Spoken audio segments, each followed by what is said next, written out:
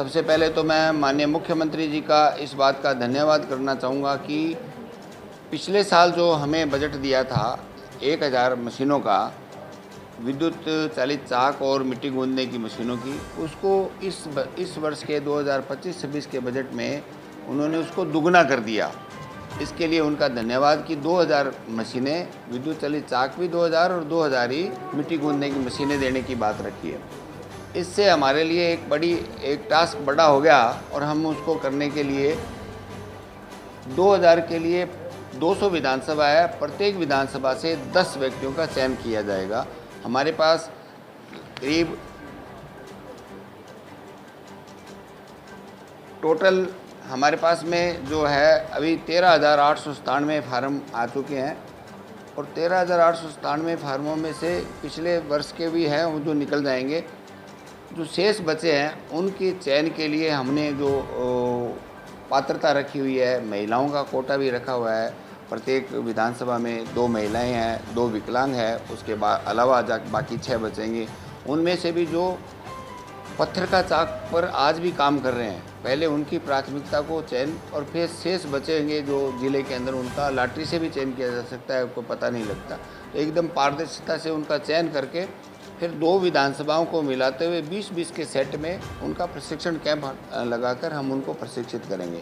प्रशिक्षण में गुणवत्ता लाने के लिए पिछले वर्ष का जो हमें अनुभव रहा, उसमें गुणवत्ता लाने के लिए कि उनको अच्छी गुणवत्तापूर्वक प्रशिक्षण मिले, उसके लिए एक तो योग्य है, जो पात्र योग्य है, जो प्रशिक्षण कराने वाली इंस्टीट्यूट है, उनके लिए हमने आवेदन मांगे हैं कि वो हमारे साथ में अटैच हों, हमें बताएं भी। जैसे कौशल विकास की है, डूडा की भी है, यहाँ एक कुमारप्पा नाम से एक इंस्टीट्यूट है और जोधपुर में भी एक इंस्टीट्यूट है।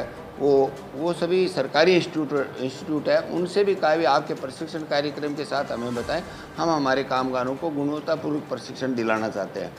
अब वो फील्ड में जाएंगे तो ठीक है, नहीं तो उनका उपयोग हम उसमें करेंगे कि ट्रेनर्स भी हम खुद तैयार करेंगे।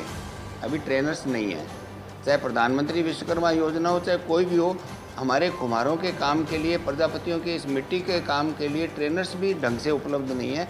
सर्वप्रथम हमने उनके लिए भी उनके आवेदन मांग लिए हैं कि जो व्यक्ति इनको प्रशिक्षण देने के लिए प्रशिक्षक बनना चाहता है वो आवेदन करें।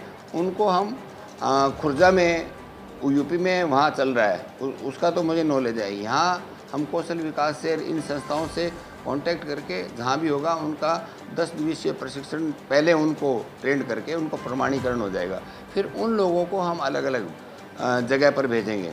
उसकी विशेष बात यह है कि राजस्थान में खाली माटी कला केवल मटके बनाने की काम ही नहीं है। ये तो मटके बनाना, दिए बनाना, कुल्हड़ बनाना, ये तो रोज़मर्रा की आवश्यकता की पूर्ति के लिए काम है। लेकिन माटी कला अपने आप में एक संपूर्ण कला है, एक आर्ट है। जिस तरीके से चित्रकला है, संगीत कला है, वाद्य कला है, इसी तरीके से ये माटी कला भी है। तो इसके तहत राजस्थान के अंदर, मैं वहाँ से आबू रोड से शुरू हूँ, आबू में श्यावा एक गांव है, वहाँ पर मुखौटा कला है, वो मुखौटे बनाते हैं। वहाँ की एक आदिवासी महिला है टीपू देवी, जाति का भी इसमें कोई लेना देना नहीं है।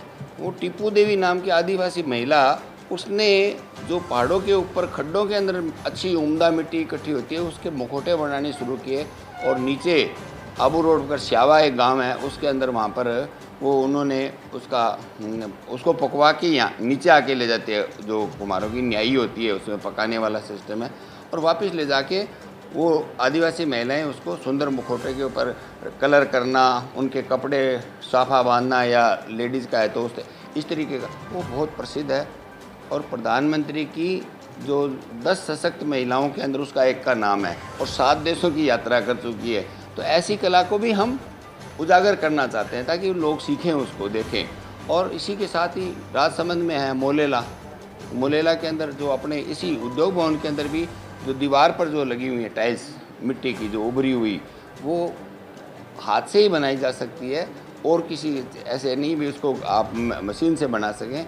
तो वो चीज़ें जो है वो भी इसका एक उद्देश्य है कि जैसे मोलेला आर्ट हो गया, फिर पोकर्ण पोट्री, पोकर्ण के अंदर जो खिलौने बनते हैं वो उन्होंने अपने आप में जियो टैग उसको मिला हुआ है, वो भी अपने आप में उस मिट्टी की कलाकारी है। उसके बर्तनों के ऊपर आदमी चढ़ जाए तो नहीं टूटते, जो टूटने वाली समस्या है कि हमने तो वहाँ देखा भी, ये भी एक समस्या का समाधान है।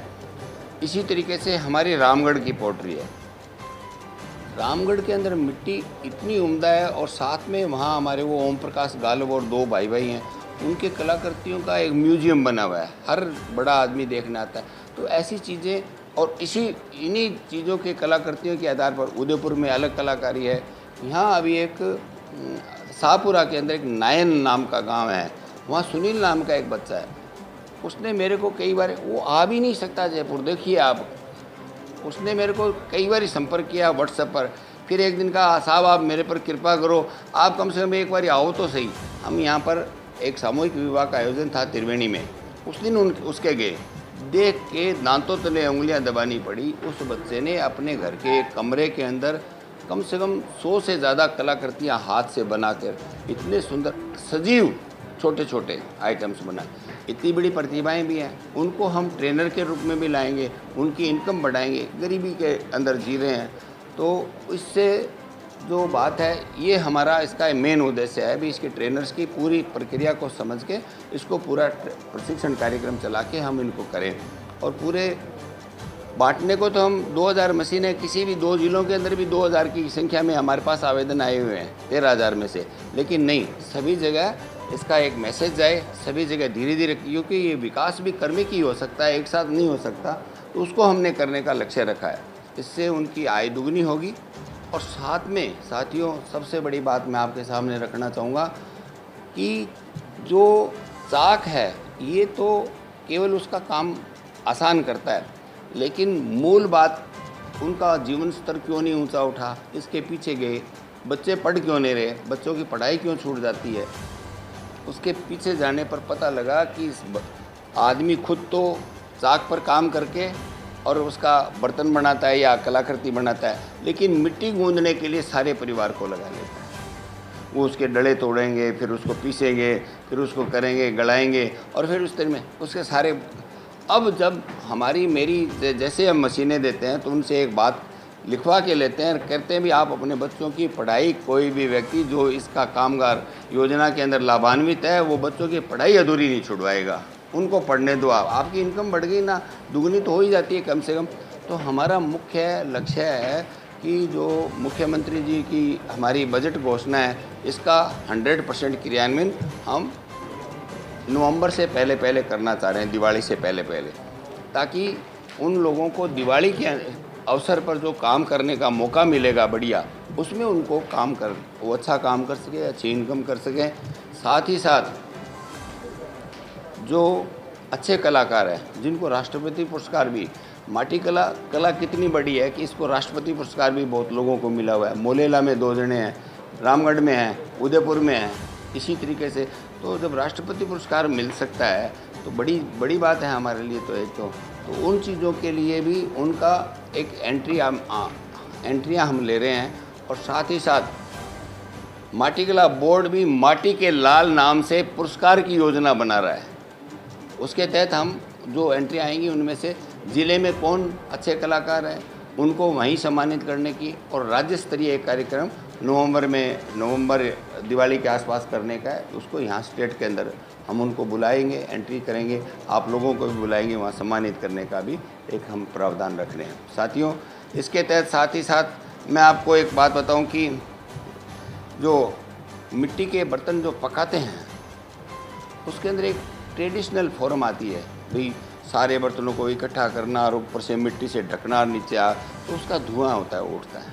तो हम जागरूकता हमारे लोगों में, हालांकि ये प्रदूषण वाले नियमों में वाइट कैटेगरी में आता है, जिसमें प्रदूषण का सर्टिफिकेट लेना आवश्यक नहीं है, लेकिन पड़ोसियों का माहौल का तो ध्यान रखना ही पड़ेगा ना।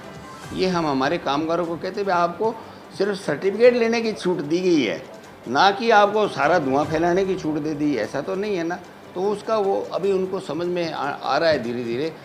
तो उनके लिए सबसे बढ़िया बात है कि वो सुबह शाम ना करके दोपहर के टाइम में भटिया चलाए, तो उनको ज़्यादा पड़ोसियों को भी नहीं होता, एक विशेष बात।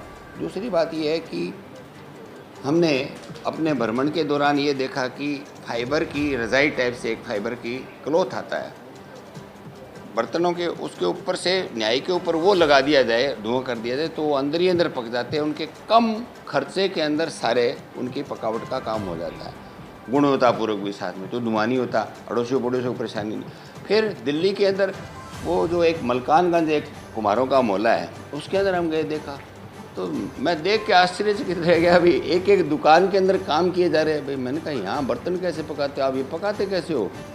एक आदमी शाम को 2000 कूलर बेच देता है, 2000 वो जो दिल्ली के अंदर तो चलते ही वो अपने दूध वाले जो कूलर ही पे देते सप्लाई।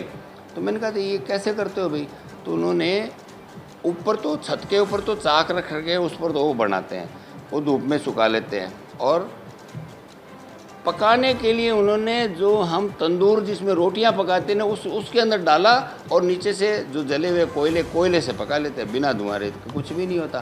तो ये चीज़ें भी हमने यहाँ पर अपने लोगों को ट्रेनिंग में डालनी है, जिससे कि उनका खर्चा भी कम हो और बढ़िया चीज़ हो और लोगों को भी परेशानी नहीं हो, काम आराम से कर सके। साथियों, दूसरी बात, इनके लिए जैसे बर्तन खिलौने बनने के लिए विपणन की व्यवस्था जानकारी नहीं है। हमारे यहाँ की जो संस्थाएं जितने भी मेले लगते हैं उसमें जिसमें जिला उद्योग केंद्र इन्वॉल्व होता है, वो कामगारों को अपना सामान यहाँ पर लाकर देने के लिए उनको आने जाने का खर्चा भी देता है और उनके लिए उपलब्धता भी, स्थान भी उपलब्ध कराता है। तो उसकी जानकारी देके हर मेले के लिए हम व्यवस्था कर रहे हैं यहाँ पर अपने बोर्ड में कि हर मेले की जानकारी पहले हमें पहुँचे और उसके बाद में हम सारों को सर्कुलेट करें। वो लोग अपने सामान को उचित, जब वो इस तरीके से प्लेटफार्म पर बेचेंगे तो उन्हें निश्चित तौर पर अच्छे दाम मिलेंगे। तो ये एक उसका रहेगा हमारा